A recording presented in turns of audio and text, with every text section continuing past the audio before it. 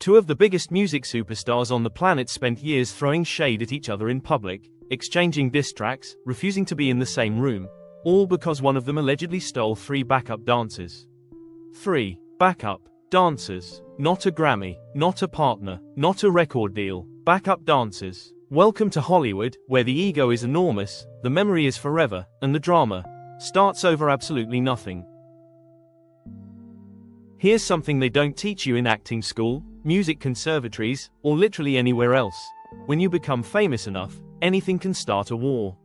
A wrong look, a missed text, someone sitting in your chair at craft services. These are real grievances that have launched full-scale celebrity cold wars, publicists scrambling, fan armies mobilized, think pieces written, and absolutely none of it making any sense to anyone with a normal life and real problems. Today, we're diving deep into the Hall of Petty Fame, the celebrity feuds that, when you trace them back to their origins, make you tilt your head like a confused golden retriever and go, "That's it. That's what this was about." We've got stolen backup dancers. We've got parking spots. We've got ghostwriting accusations. We've got lifestyle brand territorial disputes. And, our personal favorite, 2 people who can't even agree on whether they were ever in the same room together. If this is your first time here at the Entertainment Vaults, hit that subscribe button and the notification bell, because we serve celebrity drama with a side of, "I can't believe this is real life," and we do it every single week. Now, let's get petty. Let's start with the feud that launched 1,000 think pieces and one of the most passive-aggressive pop albums in history. Taylor Swift and Katy Perry. 2 of the biggest pop stars in the world. 2 women who have, by all accounts, a combined net worth that could probably fund a small country. And their beef. Their years-long, very public, absolutely exhausting beef. 3 backup dancers. Here's what allegedly happened. In 2013, Taylor Swift's Red tour was winding down. Some of her backup dancers, who had previously toured with Katy Perry, decided they wanted to return to Katy's camp. Which, by the way, is completely legal. Dancers are not indentured servants. They can choose who they work for. But Taylor didn't see it that way. In a 2014 Rolling Stone interview, Taylor confirmed the feud was real, without naming Katy directly, and said, quote, "Someone did something so terrible to me that I just couldn't wrap my head around it." She called this mystery nemesis someone who tried to sabotage her entire arena tour.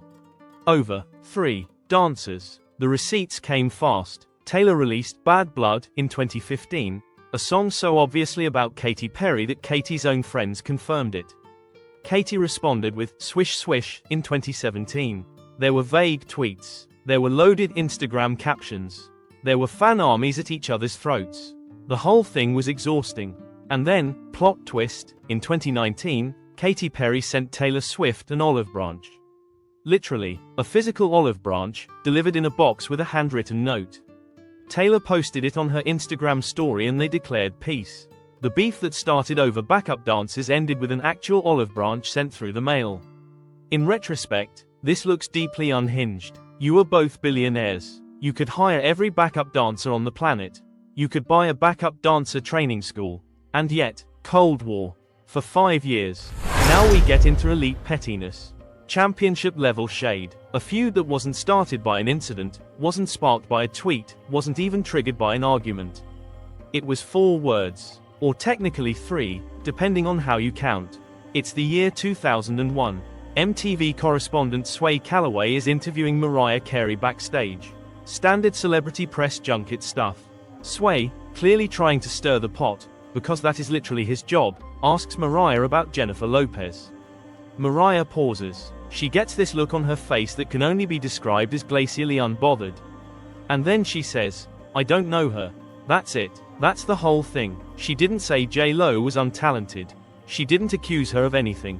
She just denied her existence. With a smile, while sipping something, probably champagne. Jennifer Lopez was one of the biggest stars in the world at the time.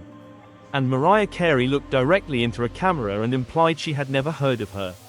It was the celebrity equivalent of looking at a skyscraper and going, is that a building? Not sure, never noticed it. J-Lo has addressed the feud in various interviews over the years, calling the tension unnecessary, while Mariah has essentially maintained her position that she simply does not know Jennifer Lopez and isn't sure why people keep asking. The feud went on for years. Mariah repeated the "I don't know her" line in multiple interviews. They have never publicly reconciled. When photographers have tried to get them in the same shot at events, the resulting scheduling gymnastics have reportedly been spectacular. And what started it? Did J-Lo steal something? Disrespect Mariah publicly? Start a rumor? Nope. They just existed in the same industry at the same time, apparently appealing to overlapping audiences. That's it. That's the origin story. Two successful women, same era, same genre-ish, and Mariah decided one of them simply did not exist. Honestly, iconic. Petty, but iconic. We're keeping Mariah Carey in this spot for just one more moment because, and I want to be clear, Mariah Carey is the patron saint of this channel. She is the gold standard of celebrity pettiness, and this second feud proves it. Around 2001, which was apparently just a chaotic year for Mariah's interpersonal dynamics, Eminem began claiming publicly that he and Mariah Carey had been romantically involved. He put it in songs. He talked about it in interviews. He was quite specific about it.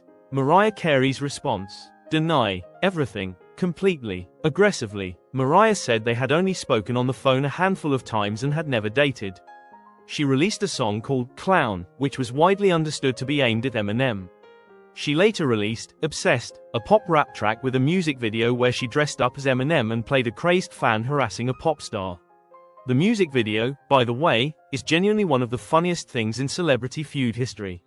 Mariah Carey, in prosthetics and a beanie hat, doing an Eminem impression. For her response to his claims about their alleged relationship, Eminem fired back with a diss track that went extremely personal and pulled no punches. Mariah's now ex-husband Nick Cannon also got involved and put out his own track. And the origin of all of this? Two people can't agree on whether they went on a date 2 decades ago. We will never know the truth. This is one of those celebrity mysteries that will go to the grave with everyone involved. And somehow, against all logic, it produced a body of music, multiple music videos, and an internet debate that still pops off every few years. For a situation that may or may not have ever happened. Now we arrive at a feud that has many, many layers, but is most famous for a single, unforgettable moment at a New York Fashion Week party in September 2018. A shoe was thrown, not metaphorically, not in a diss track. An actual physical shoe, reportedly launched across a Harper's Bazaar Fashion Week party at someone's head. The backstory goes back further. Nicki Minaj and Cardi B had been circling each other in the rap world for a couple of years by this point, with fans constantly pitting them against each other, partly because there is apparently an unwritten rule that there can only be one dominant female rapper at a time, which is a ridiculous rule made up by the internet, but here we are. Then, at the Harper's Bazaar Icons party, the situation allegedly boiled over.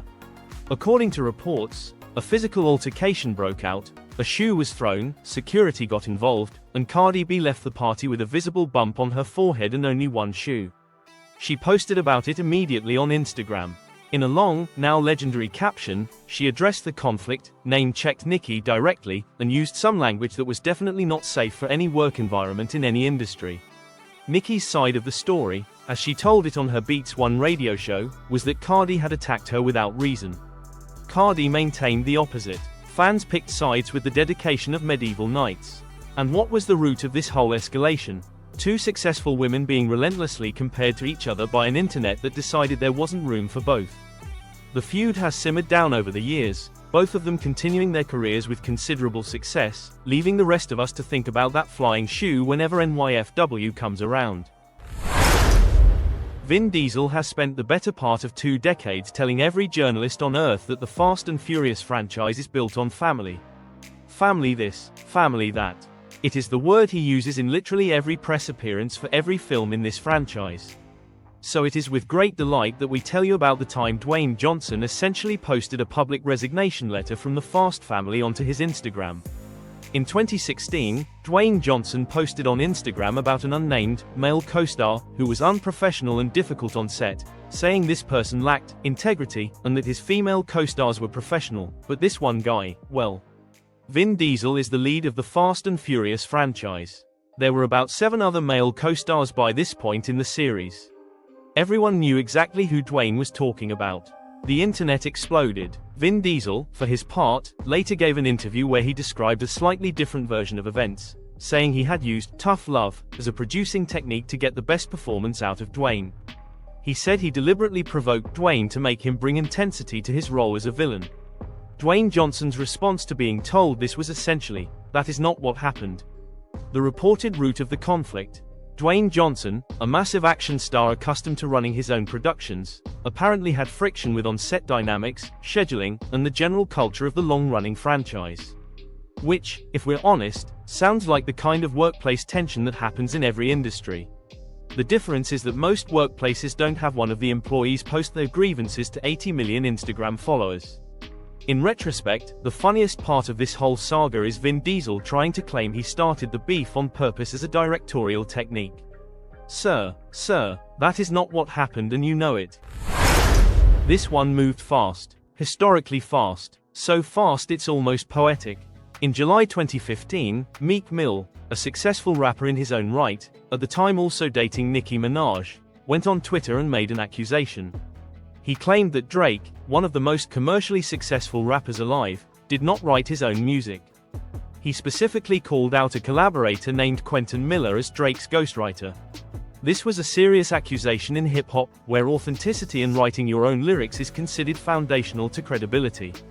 Meek's tweets were aggressive. They were specific. And then, Meek waited for a response.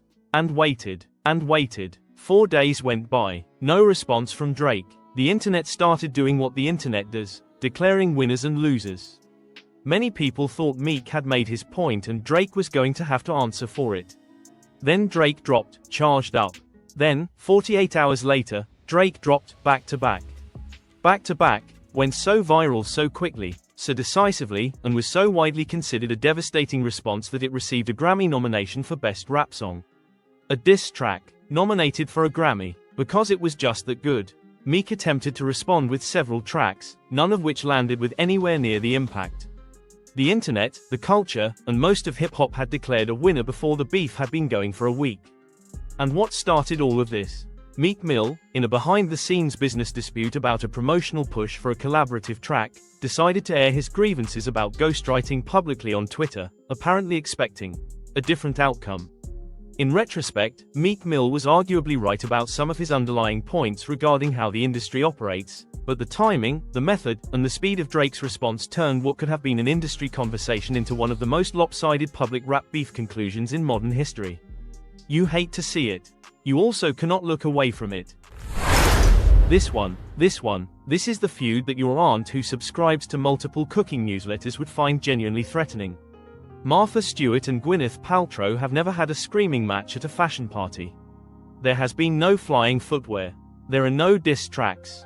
There is only, quietly and over many years, the simmering tension of one lifestyle brand queen looking at another lifestyle brand queen and saying, through gritted, perfectly whitened teeth, "Who do you think you are?"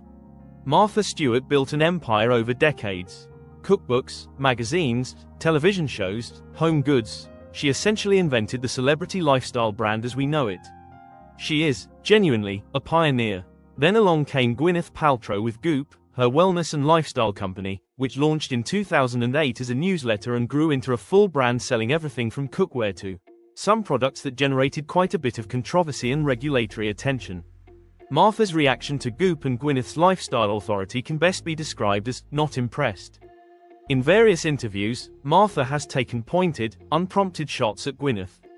She once said Gwyneth just doesn't seem very experienced when it comes to cooking. She's questioned the credibility of Gwyneth's recipes. She has done this with the calm, measured tone of someone who is absolutely not calm or measured about this topic. Gwyneth, for her part, has responded with the energy of someone who finds the whole thing mildly amusing, which is arguably the most effective response to Martha Stewart's shade, and also probably the most infuriating one. The origin of this beef: two women who sell lifestyle content to overlapping audiences, and one of them having been there first and feeling rather territorial about it. This is, functionally, a turf war, over candles and recipes, with the stakes of nothing. And yet, this is a feud about math.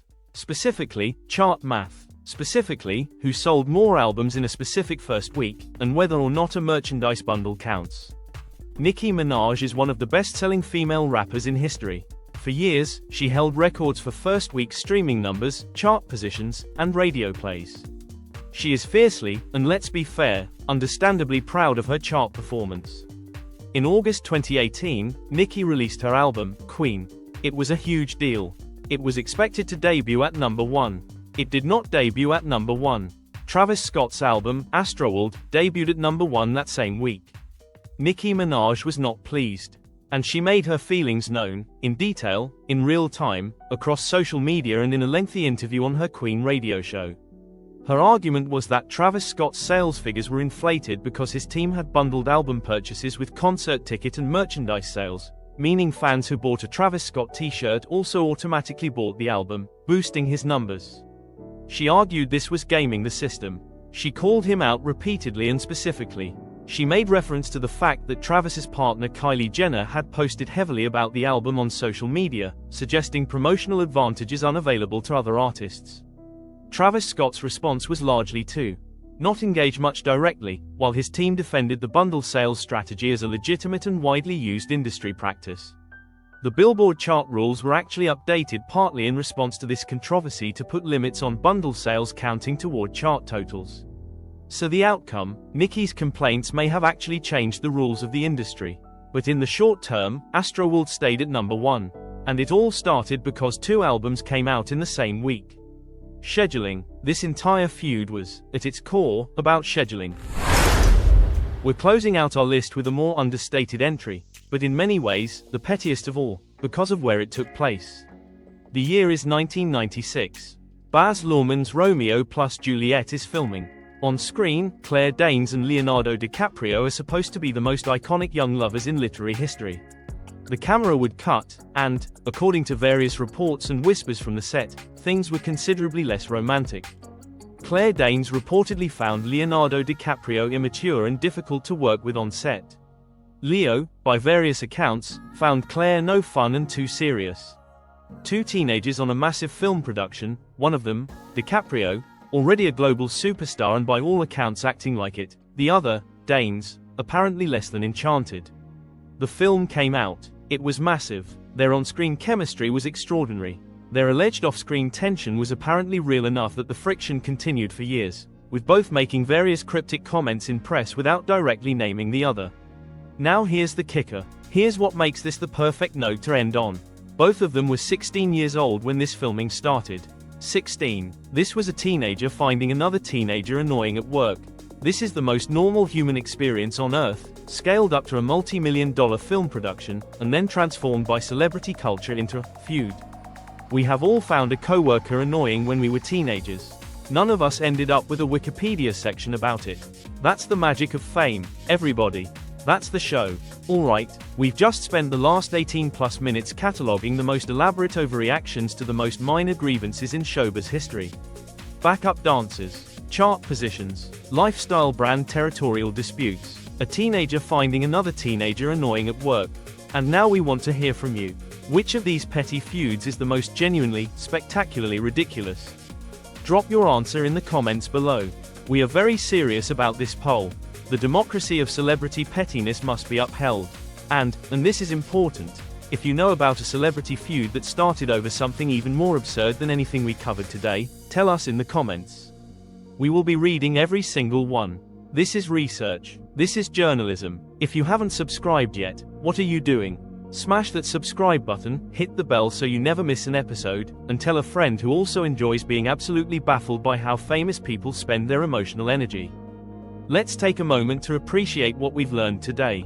Celebrities, people with more money, resources, and opportunities than most of us could imagine, are capable of sustaining years-long emotional investments in conflicts that began over backup dancers, chart numbers, and a general refusal to acknowledge that another human being exists. It's almost inspirational, really.